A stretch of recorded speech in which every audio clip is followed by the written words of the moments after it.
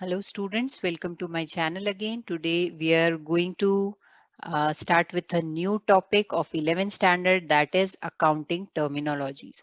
Terminologies are some technical terms which are used in a specific subject.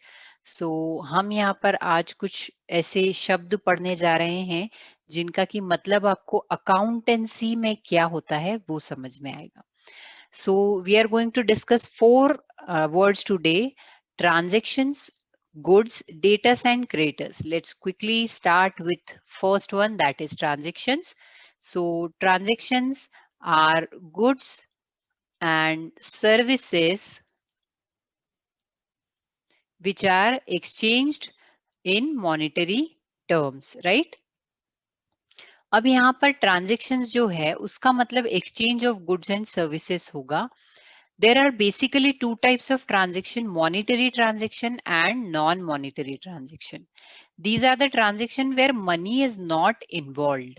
Okay, तो basically ये वो transactions होते हैं जहां पर के पैसे की जगह कोई इमोशन इन्वॉल्व है, जैसे कि हमने किसी को चैरिटी में कुछ दिया है क्योंकि हमारे इमोशंस इन्वॉल्व है या हमारा स्पिरिचुअलिटी उसमें इन्वॉल्व है, right?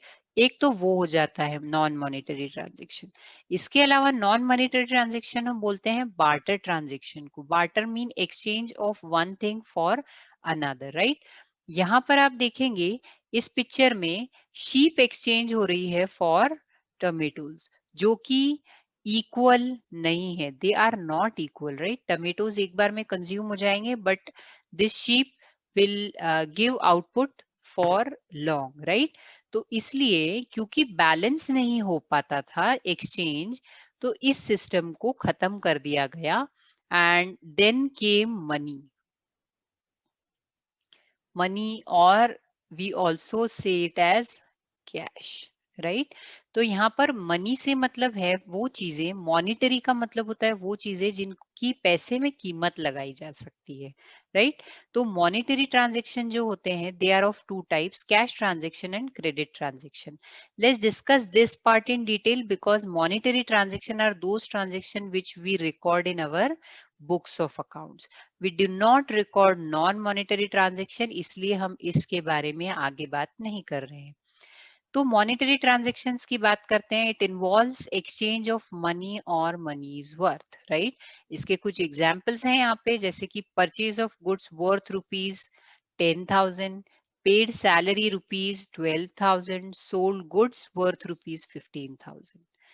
Moving to the next point, that is type of monetary transaction.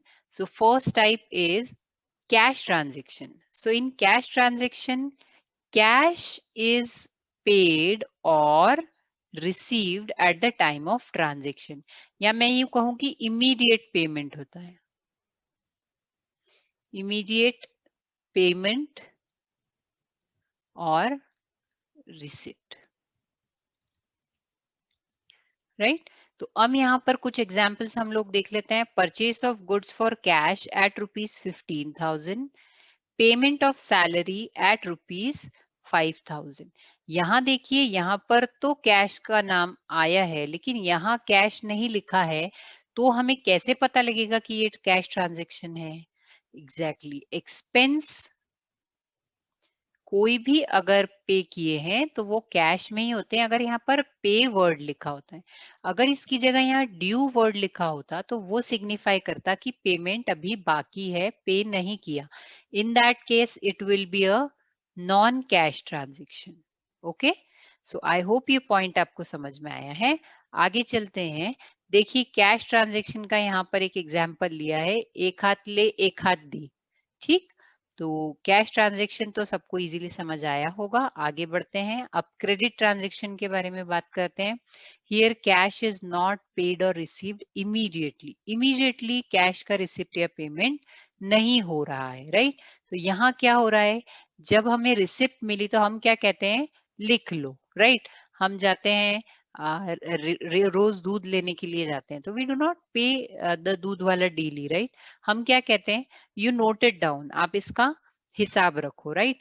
तो दूध वाला जो होता है वो क्या करता है, वो एक बुक मेंटेन करता है. उस बुक में वो रेगुलर हमारा रिकॉर्ड रखता है कि पूरे मंथ में हमने कितना गुड्स लिया है, मिल्क लिया, पनीर लिया, जो भी है दूध डेयरी पर जो भी सामान हम लेते हैं हम उसका रिकॉर्ड रखवा लेते हैं और month end pay he makes a total and we pay at the end of the month, right? तो ये कौन से ट्रांजेक्शन है? These are credit transactions because here payment is delayed. इसके कुछ एग्जाम्पल है, सोल्ड गुड्स ऑन क्रेडिट। तो ये ऑन क्रेडिट वर्ड जो है ये हमको बताता है कि ट्रांजेक्शन जो है क्रेडिट ट्रांजेक्शन है। अगर ऑन क्रेडिट वर्ड नहीं लिखा है और किसी पर्सन का नाम लिखा है तो भी हम ये अज्यूम करते हैं कि वो क्रेडिट ट्रांजेक्शन है, राइट? अगर यहाँ पर कैश वर्ड स्पेसिफाई नहीं किया और किसी पर्सन का नाम लिखा है तो हम मानेंगे कि वो क्रेडिट ट्रांजेक्शन है। Next example, sold machinery to mister Amar Singh on credit at ₹20,000। तो यहाँ 20,000 में मशीन सेल की है, यहाँ पर भी वर्ड ऑन क्रेडिट आया है, दैट मीन्स यहाँ पर ट्रांजेक्शन जो है credit transaction. Next point is capital. Capital क्या होती है? तो कैपिटल जो होती है it is an amount invested bye owner into the business, right? Capital मतलब जनरली लोग इन्वेस्टमेंट समझते हैं और इन्वेस्टमेंट से मतलब समझते हैं कि कोई भी बंदा अगर बिजनेस में पैसा लगा रहा है तो वो कैपिटल कहलाएगा। नहीं, अगर वो पैसा लोन के फॉर्म में लगाया है तो वो बिल्कुल कैपिटल नहीं होगा, ठीक है? तो यहाँ पर इंपॉर्टेंट है कि पैसा जो है वो ओनर ने इन्वेस्ट किया है, राइट? अब ओनर अगर एक एक छोटा सा शॉप होगा तो it can be a single person who is called as proprietor, or it can be more than two or more people.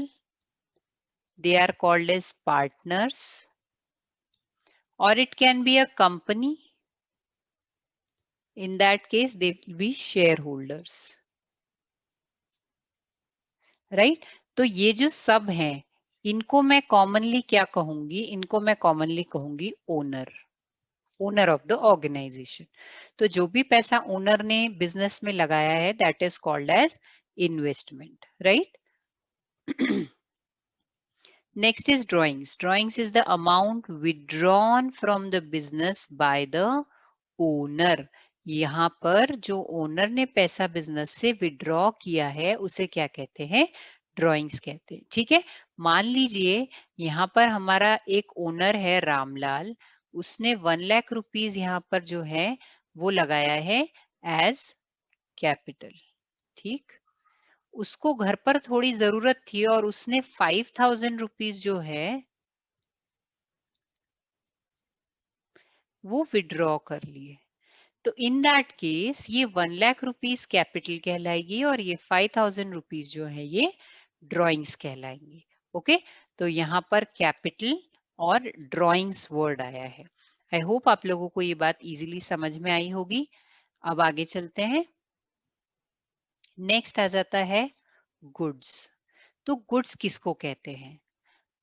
Goods के लिए जब हमारा लाइव लेक्चर हुआ था तो उसमें बच्चों ने बहुत सारी बातें कही थी। तो किसी ने कहा था goods are consumables which are used for our living, और गुड्स जो होते हैं वो नेसेसिटी के अकॉर्डिंग बनाए जाते हैं, एटसेट्रा एटसेट्रा। तब मैंने एक बात कही थी कि आप एक गांठ बांध लीजिए। जी हाँ, आपका शर्ट है तो शर्ट में, अगर दुपट्टा है तो दुपट्टे में आपको एक गांठ बांधनी है, that you are a businessman. अगर आप आपको एक बिजनेसमैन समझते हैं तो आप इन सब डेफिनेशंस का ऑटोमेटिक करेक्ट मीनिंग निकाल सकते हैं। यहाँ पर गुड्स से क्या मतलब होगा? अगर आप एक बिजनेसमैन है तो आपके लिए गुड्स वो चीजें होंगी जो कि आपने सेल करने के लिए परचेस या मैन्युफैक्चर की, राइट?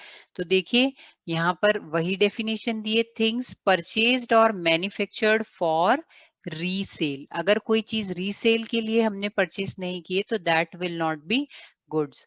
फॉर एग्जाम्पल हमारी एक शॉप है, किराना स्टोर है हमारा, ओके? तो अगर हमारा एक किराना स्टोर है तो वी परचेज्ड व्हीट। व्हीट हमने खरीदा है 10 क्विंटल। तो बताइए क्या ये हमारे लिए गुड्स होगा? यस, ये हमारे लिए गुड्स होगा। ठीक है। और हमने अगर एक कार परचेज की है, तो ये कार, ऑब्वियस है कि मैं अगर एक किराना स्टोर वाली हूं, तो मैं कार परचेज करूंगी तो रीसेल के लिए नहीं करूंगी, राइट? तो इट इज ऑब्वियस दैट ये कार जो है it will not be goods. अब ये गुड्स नहीं होगी तो क्या होगी, इसका डिस्कशन हम लोग आगे करने वाले। ठीक, तो आगे चलते हैं, इसके लिए कुछ एग्जाम्पल देख लेते हैं। Like medicine are goods for chemist. Of course, अगर मैं किराना स्टोर वाली हूँ तो मेडिसिन जो है वो मेरे लिए गुड्स नहीं होगी। अगर मैंने मेडिसिन परचेज की है तो वो मैंने पर्सनल पर्पस से परचेज की होगी, ऐसा हो सकता है, राइट? फिर इसके बाद नेक्स्ट देखिए, tyre, engine, gearbox, cables are goods for vehicle manufacturer. अगर कोई व्हीकल मैन्युफैक्चरर है तो उसके लिए ये सारी चीजें गुड्स होगी। Then furniture is goods for carpenter और फर्नीचर वेंडर। ऑफ कोर्स, अगर मैं किराना शॉपकीपर हूँ तो मैं अगर कोई फर्नीचर परचेज करती हूँ तो that will not be goods for me. Okay, इसके बाद नेक्स्ट हम देखेंगे डेटर्स एंड क्रेडिटर्स। तो डेटर्स के लिए हम बात कर लेते हैं। Debtors is a person who has to pay, he has to pay to the business। अब यहाँ पर बिजनेस का क्या मतलब हुआ है? बिजनेस का मतलब हुआ है हम या मैं, राइट? तो यहाँ पर मैं कौन हूं? मैं बिजनेसमैन हूं। तो यहाँ पर हमें, मतलब बिजनेसमैन को जिस बंदे को पेमेंट देना है, मतलब हमें जिससे पेमेंट रिसीव करना है, वो हमारा क्या होगा? डेटर। ठीक है, तो अब मैं दे बोल रही हूँ ना, दे, तो देखो यहाँ पर लिखा है दे। दे, मेरा पैसा दे, अभी दे, आज देगा, कल देगा, नहीं अभी दे, राइट? तो दे वर्ड याद रखिए। डेटर्स मतलब दे, मतलब जिससे हम कहेंगे कि मुझे पैसा दे, वो मेरा कौन होगा? डेटर होगा। और क्रेडिटर्स की हम बात करें तो इसका ऑपोजिट है, वो पर्सन, बिजनेस जिसे पेमेंट करने वाला है, मतलब कि बिजनेस के ऊपर उधार है, business have to pay to that specific person, right? इसका कुछ एग्जाम्पल देख लेते हैं कि जैसे यहाँ पर मैं कहूं कि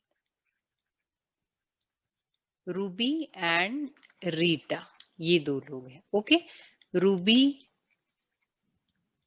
परचेज्ड गुड्स फ्रॉम रीटा। अभी तक रूबी ने पेमेंट नहीं किया है। अब हम रीटा की साइड खड़े हैं, हम रीटा हैं। ओके, तो बताइए रूबी हमारे रिश्ते में क्या लगती है?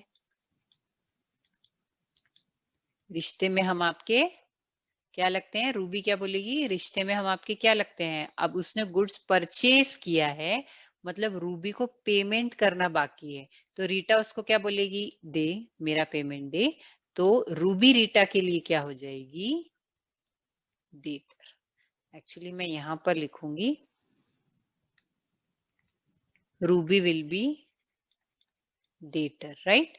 और अब हम रूबी की साइड खड़े होके देखते हैं। तो रूबी जो है उसे पेमेंट करना है, मतलब हमें रीटा को पेमेंट देना है, हमें रीटा को पे करना है। तो रीटा हमारे लिए क्या हो जाएगी? क्रेडिटर। ठीक, तो रूबी रीटा रीटा से कहेगी कि रिश्ते में हम तुम्हारे डेटर लगते हैं, और रीटा कहेगी कि रिश्ते में हम तुम्हारे क्रेडिटर लगते हैं। तो बेटा ये हम आपके हैं कौन, हमने आज खेला है, तो इसीलिए खेला है कि आप लोगों को ये बात अच्छे से याद रहे। अब आप इसके बाद एक चीज और देख लेते हैं, बैड डेट्स। मान लीजिए कि ये जो मैडम रूबी है, नाम इनका रूबी है लेकिन पैसा इनके पास है शून्य बटे सन्नाटा, मतलब रूबी जो है उसके पास कुछ पैसा नहीं है, वो हो गई इंसॉल्वेंट। इंसॉल्वेंट मतलब दिवालिया। ठीक है, इसके पास कुछ भी पैसा नहीं बचा देने के लिए, राइट? और इसे रीटा को पेमेंट करना था। तो अब रीटा को क्या हुआ? रीटा को हो गया लॉस। ये जो लॉस हुआ इसको कहेंगे बैड डेट। रीटा बोलेगी कि मुझे बैड डेट हुआ, लॉस हुआ, तो इस लॉस का नाम क्या है? Bad debt. Bad debt is an irrecoverable amount, है ना? हम इसे रूबी से रिकवर नहीं कर सकते हैं। अब is an unrecoverable amount from a debtor is called bad debt. Okay, चलिए, तो आई होप ये तीनों पॉइंट अच्छे से क्लियर हुए हैं। डेटर क्रेडिटर में बहुत कंफ्यूजन होता है, बट आप थोड़ा सा ये जो हमने हंसी मजाक के ऐसे याद रखेंगे तो आपको बराबर बात समझ में आएगी. So students, get excited. We are going to start the quiz and you have to write your answers in comment section.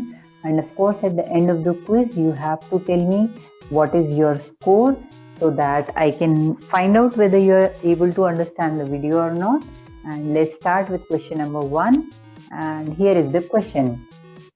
Started business with cash rupees 1 lakh. Okay, you have to find the best suitable answer.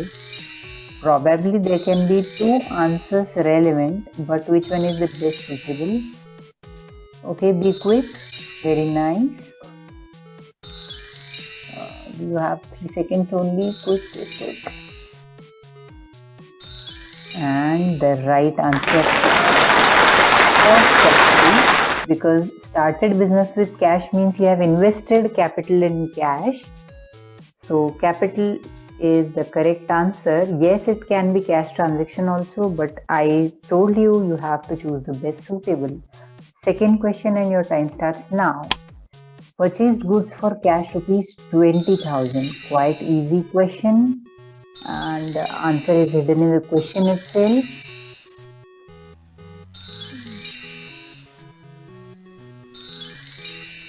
Quick, quick, quick.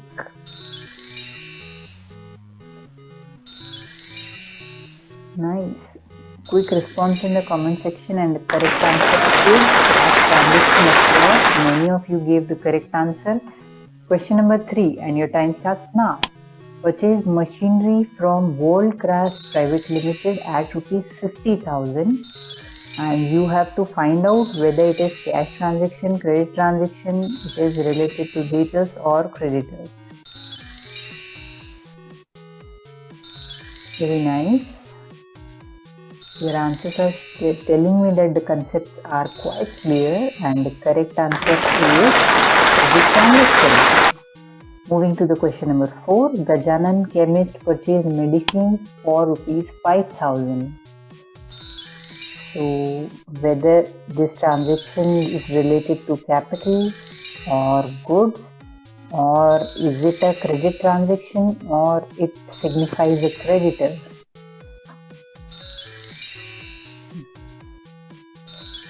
Okay, such questions are quite confusing. And the answer is of course goods, because a chemist purchases a medicine that signifies goods. Next question and your time starts now. I know it's a easy question and you'll solve it quickly. Oh nice, I'm getting very quick response on this. 4 seconds left. 3, 2, 1. And here we reveal the answer, and that is a big no. Akash grocery store is owner and he purchased a car. So car is not a goods because he is a grocery store's owner. Next question. Sold goods to Rama for rupees 2,000. Who is Rama? हम आपके हैं कौन खेल रहे हैं हम?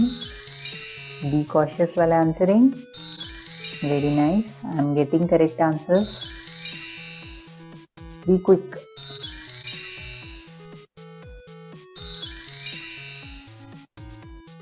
And the answer is,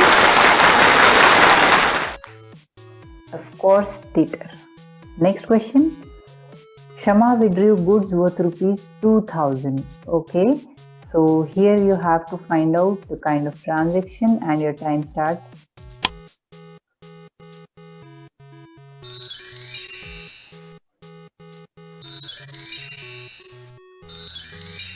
Great. It is a really easy question and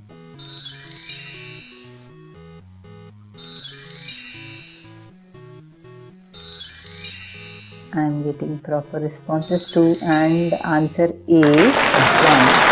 Because withdrew goods मतलब कि बिजनेस से गुड्स निकाले गए हैं तो ऑफ कोर्स घर लेकर के ही गए होंगे, तो it is drawings. Next question. Purchase machinery from Hindalco limited for rupees 10 lakh. who is Hindalco Limited for the business? Okay. Very nice answering. Good. Very good. मैं यहाँ किसी के नाम नहीं लूँगी because when I start taking names तो बहुत सारे students हैं, but I am getting quite correct answers and answer A credited. Moving to the next question. Paid salary rupees 12,000. Really easy question. And yes, you can answer it very nicely.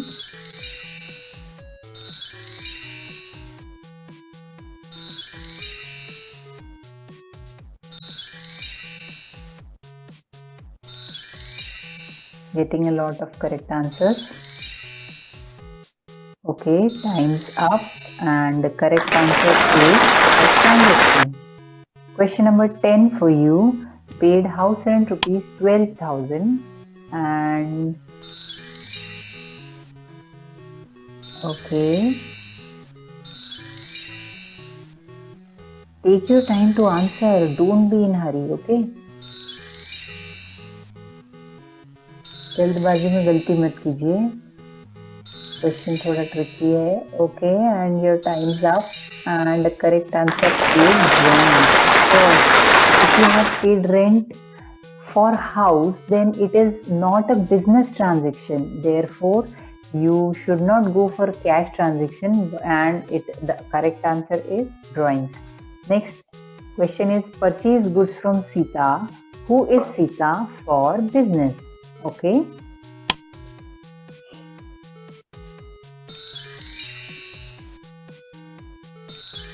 As I said in the video, ये हम आपके यहाँ कौन is very confusing. तो हमने इसके थोड़े ज़्यादा क्वेश्चन लिए हैं.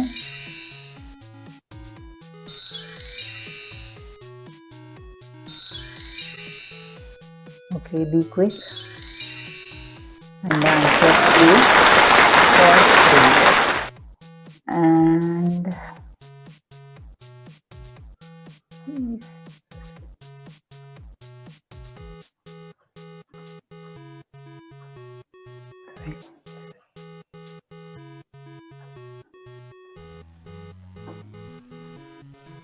And last question of today's quiz is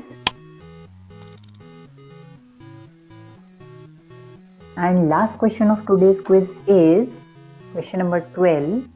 Sold goods to Sita for rupees 10,000, but she failed to pay the amount. Oh, so here also the answer is in question only. And 5, 4, 3, 2, 1. Okay, so the answer is Bangkok. And बहुत सारे लोगों ने बहुत सारे correct answer दिए हैं. सो अपलॉड्स for you. आप खुद भी खुद को अपलॉड कीजिए, चीयर अप कीजिए. Of course, share your marks with me, how much you got. You have to write in comment section. And of course, if you like my video, give a thumbs up and like, share, subscribe my videos and press a bell icon so that you can know about the next video. That will be of course along with a quiz, and we will learn about remaining terminologies. Thank you so much.